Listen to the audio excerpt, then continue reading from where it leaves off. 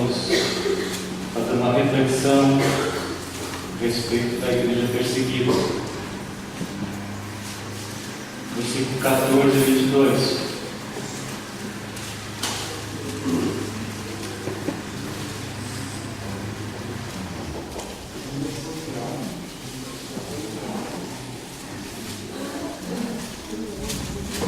O que seria saudável, bom, estar no coração do ser humano?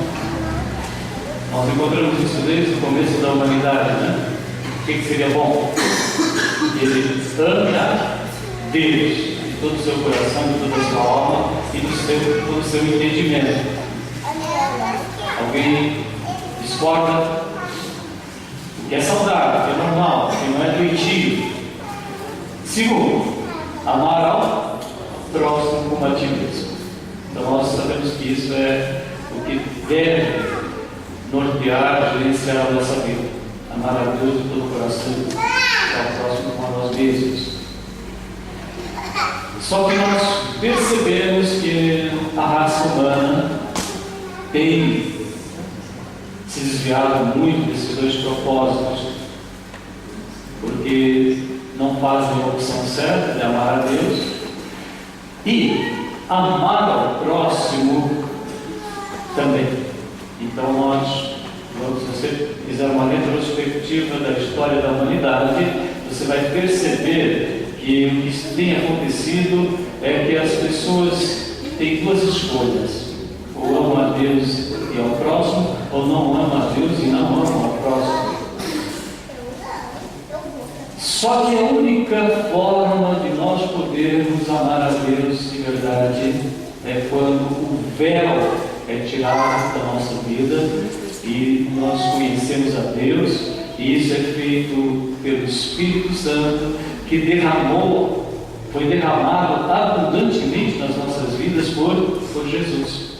Então, enquanto a pessoa não conhece Jesus, ela continua querendo defender as suas posições.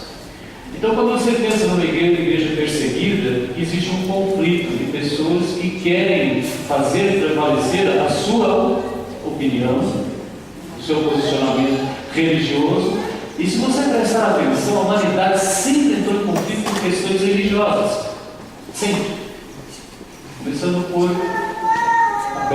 Caim e Abel. O povo judeu no Egito, qual era a questão principal? Era religiosa, era espiritual. As questões, depois que o Evangelho foi implantado, por que começou a haver perseguição? Porque judeus que praticavam o judaísmo não aceitavam que cristãos seguissem o cristianismo. Questão religiosa. Você vai para o Império Romano e você percorre a história da humanidade e você continua percebendo que nós continuamos em conflitos por questões religiosas. Uns se posicionam com os árabes, outro segmento do mundo com os judeus, e acabamos tendo conflitos, mas conflitos por questões religiosas. Só que o Evangelho jamais fez prevalecer a sua posição de uma forma agressiva, violenta. Por isso que cruzadas na Idade Média não tem nada a ver com o cristianismo, né? Porque o Evangelho nunca persuade as pessoas pelo lado da violência. Então nós estamos vivendo um mundo em que a perseguição religiosa cada vez está mais intensa, e alguns já definem perseguição religiosa declarada, explícita e a velada. A declarada é isso que a Sandra colocou para nós hoje, em que nós vemos países, por exemplo, como a Coreia do Norte, em que é totalmente proibida a pregação do Evangelho, Afeganistão, Arábia Saudita, que é o centro intelectual e espiritual do islamismo, vocês já sabem disso. 5 vezes por dia os alunos das melhores universidades da Arábia Saudita, eles fazem o quê? Eles voltam para fazer as suas orações para lá. Quando eles conseguem a graduação, eles mestrado, doutorado na Alemanha, Estados Unidos, Inglaterra, para se tornarem o quê? Homens bons. Então, nós estamos vivendo isso. Então você fala, mas no Brasil não tem islamismo. Vocês que pensam? Eles estão tentando levar muitos jovens para o islamismo no nosso país. Eles sabem que através do jovem eles vão conseguir prevalecer o seu posicionamento religioso, espiritual. Então, você tem a Arábia Saudita, você tem a Somália, Ilhas Maldivas, a Indonésia, que tem comentadores, que é o maior país islâmico do mundo. Se essa é a realidade, agora me diga uma coisa: as pessoas que seguem esse caminho são felizes? As pessoas que fazem essa opção têm paz? Se elas não são felizes, se elas não têm paz, isso tem gerado uma injustiça social, miséria, vocês sabem disso? A janela 10/40 é um conceito demográfico. E os estudos demonstram, não por pessoas especialistas em demografia, que ali nós temos, de cada 10 pessoas miseráveis no mundo, de 8 a 9 estão lá. E normalmente por questões espirituais. Você tem um dos países mais pobres do mundo, é o Afeganistão. É o lugar em que é o segundo, considerado o segundo país mais difícil de penetração do Evangelho. Então, algumas conclusões importantes nós temos que considerar nesta manhã. E vamos suplicar que Deus faça com que a gente guarde. Gestão missionária justa. O que seria isso? Gestão missionária justa. E uma justiça que vem de Deus, né? Não justiça humana. É quando nós pensamos como está sendo investido todos esses recursos que as igrejas, que os irmãos investem em missões. Alguns dizem que 2% dos recursos financeiros, 2% de tudo que se faz em missões, na questão financeira, vão para os povos que nunca ouviram falar de Jesus. E 8% da força missionária dos recursos humanos estão direcionados para os povos que nunca ouviram falar de Jesus. Diante disso, como é que você se comporta? Então, está havendo injustiça? Muita. Porque nós sabemos que a única solução das pessoas terem alegria, paz, esperança, é só em Jesus. O apóstolo Paulo diz assim: ora, o Deus de esperança vos enche de toda alegria, paz na vossa fé, para que sejais abundantes na esperança pelo poder do Espírito Santo. Irmãos, ninguém pode negar que depois de ter conhecido Jesus, não tem uma vida diferente. Apesar que depois de você conhecer Jesus, ainda você fica com liberdade de não querer crescer, não é? É meio esquisito pensar nisso, mas na primeira carta aos Coríntios, capítulo 3, diz assim, que alguns nascem, mas não querem crescer. Na vida biológica, isso pode acontecer por questões de doença, né? Uma criança nasceu, mas ela não cresce por questões de saúde. Vocês sabem que no Brasil aconteceu de uma criança, se não me engano, uma menina, que nasceu numa tribo indígena, e por questões religiosas, aquela menina teria que ser morta pelos pais, os pais não quiseram matá-la, aí os avós tinham que fazer o trabalho, não fizeram, e essa menina acabou indo para uma família missionária, e ela não crescia. E porque ela não crescia, ela tinha que ser morta. Já pensou que absurdo? Mas graças a Deus que o missionário adotou, trouxe para uma universidade do estado de São Paulo, e descobriram que a criança tinha uma doença relativamente simples. Hipotireoidismo. Então, existem pessoas que não crescem porque algum problema de saúde tem, mas e existem pessoas que espiritualmente nascem e não querem crescer. Então nós estamos implorando que essa doença esteja sendo cada vez mais erradicada das nossas igrejas. Nasceram, mas não querem crescer. Querem ficar com hipotireoidismo a vida inteira. Essa menina é uma bênção, né? Ela começou o tratamento e não conseguiu chegar na altura que ela poderia chegar, mas a inteligência conseguiu ser restaurada e ela cresceu relativamente bem. Então, alegria, paz e segurança. A primeira carta aos Romanos, capítulo 15, versículo 14, Paulo está dizendo, um homem que foi um perseguidor ferrenho para aqueles que criam em Jesus, que queria fazer prevalecer a sua opção religiosa pela força, e vocês podem ter certeza, nunca o cristianismo verdadeiro faz nada pela força. Porque desde o tempo dos primórdios do relacionamento humano com Deus, nós sabemos que não é nem por força, nem por violência, mas pelo meu Espírito, diz o Senhor dos Exércitos, e assim praticamente quase termina o Antigo Testamento, né? Então, não por força nem por violência. Então, o Evangelho se caracteriza, que as coisas são alcançadas, as vitórias são tidas nas nossas vidas pela uma batalha chamada batalha de oração. Por isso que a gente tem insistido com vocês. Roguem ao Senhor da Seara que mande mais ceifeiros, porque é a única forma de nós interferirmos nesse mundo em que nós vivemos. O apóstolo também nos ensina, além dele dizer que promover alegria, paz e segurança é só em Jesus Cristo, ele foi um exemplo claro de que depois que ele conseguiu receber Jesus no coração dele, ele não fez outra coisa na vida dele. Você fala assim, mas se eu contribuir para missões, vamos começar por oração. Se eu for orar, eu vou gastar um tempo que eu podia gastar numa outra atividade. Irmãos, não existe nenhuma atividade que traga maior rendimento na nossa vida, que traga mais resultados do que a oração, que é feita no nome de Jesus. Não existe nada. Aí você fala, mas eu estou com 1000 coisas para fazer no dia de hoje, então não vai dar tempo de orar. Ontem o irmão me falou assim, olha, esse mês eu trabalhei muito, então não deu tempo de fazer culto doméstico. Não deu, trabalhei muito.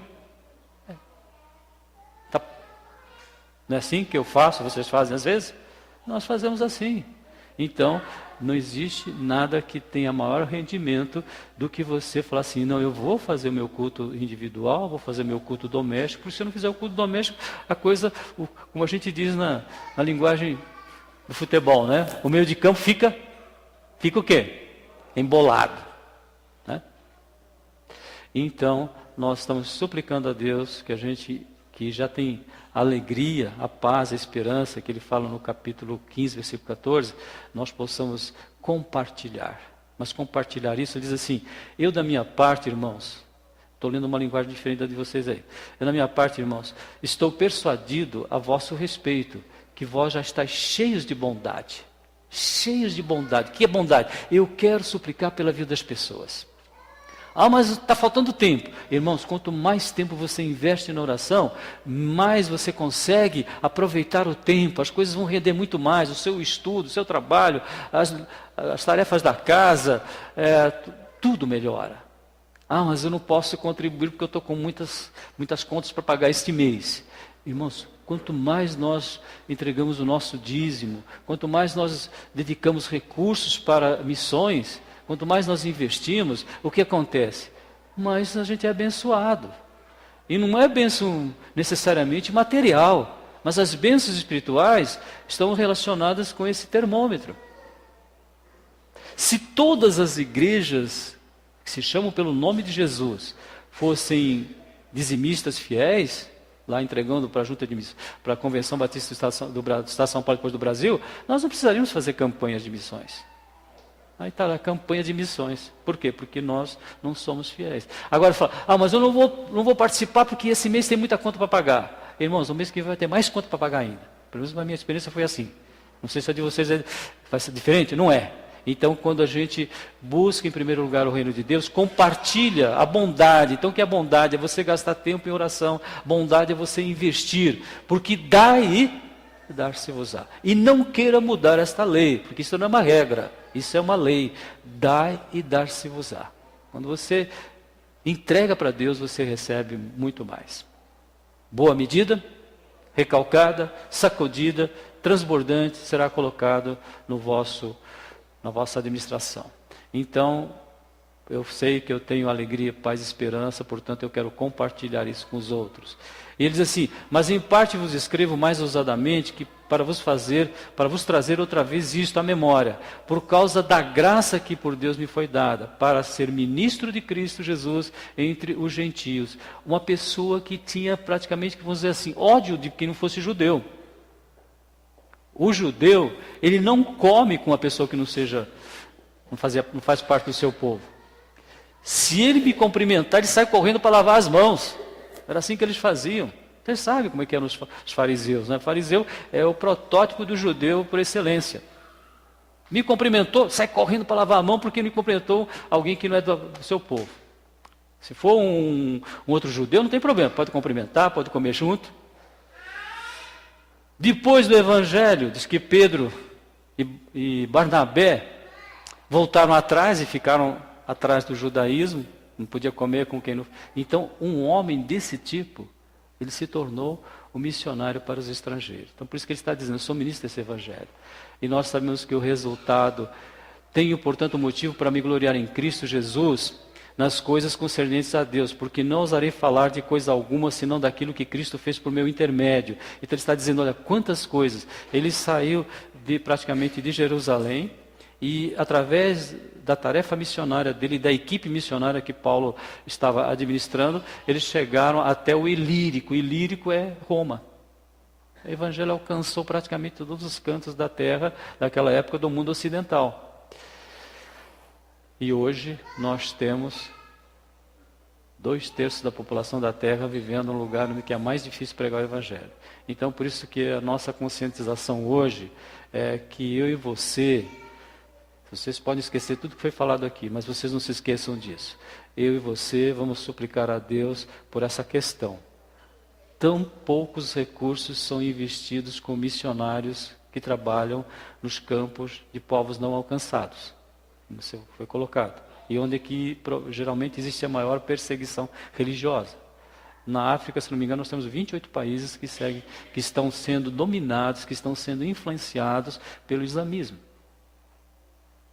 que fazem coisas terríveis.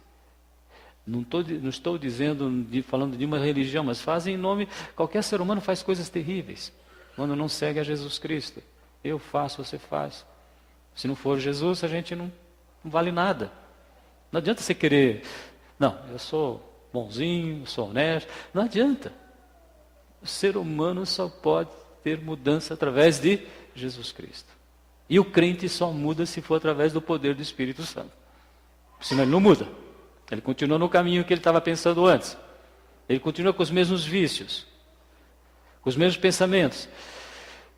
E ele tem uma conclusão importante para nós, tem uma conclusão importante para mim e para você. Eu faço tudo para anunciar o Evangelho, não aonde Cristo já foi anunciado, mas para anunciar no lugar em que Jesus não foi anunciado. Numa linguagem meio estranha, né? Ele não pescava em aquário, né? Vocês já ouviram falar isso? Já ouviram? Quem já ouviu falar pescar em aquário? Então, muitas vezes, a gente vê alguém sendo ganho para Jesus, né? E, de repente, uma outra pessoa vem lá e quer levar ele para a igreja dele, porque a igreja dele é melhor, né? Então, isso na linguagem popular evangélica se chama pescar no aquário. Então, Paulo nos ensina no capítulo 15 que ele não pescava em aquário. Isso quer dizer o seguinte, para nós estamos, você fala assim, mas e os missionários que vão pregar lá na Europa, vão passar por Portugal, pela Espanha, pela França, jovens que fazem parte de um projeto chamado Projeto Radical. Então, se algum jovem quiser participar, há 2 anos, né? 2 anos, às vezes compensa até separar os teus estudos, vão ficar 2 anos com um missionário lá. E eles fazem isso aí na África e na Ásia, nós já temos nas Américas, né? E agora tem um projeto para a Europa em que eles vão. Mas a Europa hoje é uma região em que 400 milhões de pessoas fazem parte da União Europeia e a maior parte esmagadora são ateus, se dizem ateus. Quando não são ateus, eles consultam horóscopo. Consultam feiticeiras. Uma vez fizeram uma pesquisa na Alemanha, uma grande porcentagem dos adolescentes alemães, eles entram em sites de superstição, de misticismo. Um país que teve uma influência do cristianismo muito grande, né? Foi ali que nasceu Lutero. né? Então nós vemos que a Europa é um campo missionário para nós hoje. São povos não alcançados, são famílias não alcançadas. Então, qual é a conscientização que nós vamos ter hoje? Senhor, faça com que a gente faça um investimento mais o quê? Mais justo. Né? Esse é um dos alvos da Junta de Missões Mundiais. Eles querem ver se logo alcançam 50% dos recursos que chegam à Junta, 50% dos recursos financeiros, 50% dos recursos humanos serem investidos com povos que nunca ouviram falar de Jesus. Só na China se fala em 500 milhões de pessoas que estão isoladas no mundo. Né? A gente fala, China, um país, né, a primeira potência do mundo, já é a primeira, né? Econômica. Se não é a primeira, é a segunda. Então, mas ali você tem mais de 1 bilhão de pessoas e quase metade não tem acesso à justiça social e também não tem acesso, acima de tudo, à justiça espiritual. O que é justiça espiritual? Se a gente usar os recursos corretamente. Como isso tem que ser feito? Através do poder do Espírito Santo. E hoje eu vou orar, você vai orar, Senhor, faça com que esses recursos sejam distribuídos corretamente. Você quer ver um brasileiro passando fome? Mas talvez você nunca tenha orado para que o Brasil seja um país em que consiga erradicar a fome, né? Ainda se fala em 15%, 16% dos brasileiros passando fome. É bastante gente, não é? Mas nós estamos orando para que não haja fome espiritual, ou seja, que todas as pessoas da terra possam ouvir falar de Jesus. E eu e você, que temos Jesus Cristo no coração, que quando nós estamos aflitos, vamos lá na Bíblia, oramos, não é? Fazemos a leitura, oramos, pedimos para que o irmão ore por nós, não podemos ficar indiferentes, temos que compartilhar. Né? Então, carta aos Romanos, capítulo 15, de 14 a 22, uma leitura que exige uma reflexão mais intensa ainda de cada um de nós. Bem? Então, o que nós vamos orar? Que a distribuição de recursos financeiros e humanos sejam realmente abençoados. Na questão de recursos humanos, vocês não se esqueçam de orar, que está se pedindo em torno de 3 mil missionários para trabalharem com o quê? Tradução da palavra, da Bíblia. Então, algumas instituições que fazem essa missão estão pedindo 3 mil missionários que vão trabalhar com a tradução da Bíblia. Mas você pensa que é fácil? Não é.